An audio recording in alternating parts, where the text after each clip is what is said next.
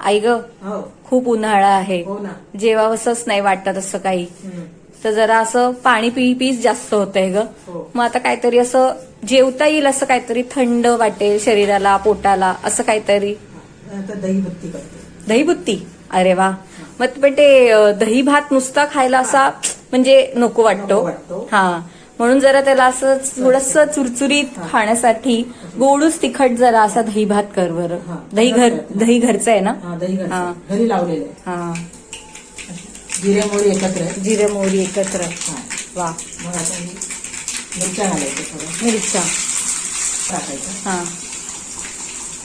हिंग घातल्याने थोडंसं जरा हिंग. छान वाटतं. हा, छान स्वाद स्वाद येतो. येतो. बरोबर. थोडा कढीपत्ता. थोडा कडीपत्ता. वा, मस्त. क्या बात आहे, क्या बात आहे, एकदम मस्त ग. भात शिजवलेला असतो आपण. हा, भात तो गार झालेला गरम. पाहिजे. हा, तेच विचारत होती. गरम भात नको, गरम गार भात झालेला भात हवा. गार झालेला भात. हा. आणि त्याच्यावर ही फोडणी ओतायची. अच्छा, मस्त ग. त्याच्यावर थोडी कोथिंबीर. वा, कोथंबीर. हा, वा त्याच्याशिवाय वा. मजा नाही. हा, त्याच्याशिवाय काय मजाच नाही. थोडं मीठ, थोडं चवीनुसार. मीठ चवीनुसार. गुळसट नको म्हणून हा, थोडीशी गोडूस साखर. जरा. गोडूस आंबट छान लागते हा. त्या दिवसांमध्ये. हम्म.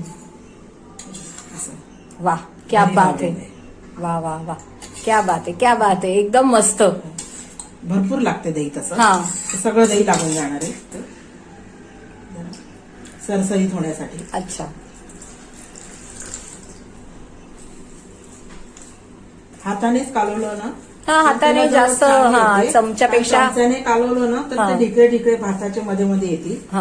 आणि ते मजा नाही येणार. मग ते सगळ्या भाताला लागत नाही तिखट मीठ. अरे वा, मस्त झालाय ग. कालवून तर मस्त व्यवस्थित झालं.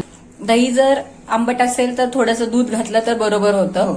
पण एवढं सरसरीत हवं एवढं. हा, आणि साखर तर ऑप्शनल आहे, पण छान लागतो. दुबट, गोडूस, तिखट असं त्याचं कॉम्बिनेशन मस्त लागतं. सरसरीत हवं. बघा किती छान असा रंग आलाय. कोथंबीर, फोडणी वगैरे मस्त दिसतंय. हा झाला आता आपला हो, तयार. तयार झाला. आता खायचा. अरे खायचा. वा, एकदम झटपट होतं ग हे. हो, हो. पटकन होतं आणि शरीराला पण छान एकदम थंड वाटणार. या उन्हाळ्याच्या दिवसामध्ये हे असं खाल्लं तर आपल्याला छान थंडगार. हो. वा.